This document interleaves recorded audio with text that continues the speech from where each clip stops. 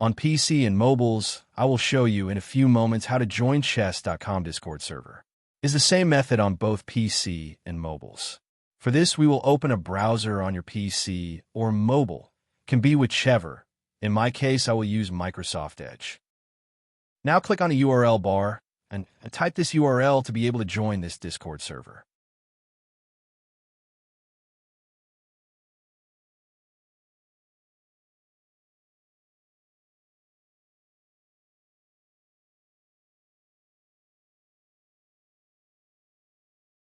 Doing this will automatically start your Discord application if you have it installed. Then click Join, and you'll have access to the Discord server.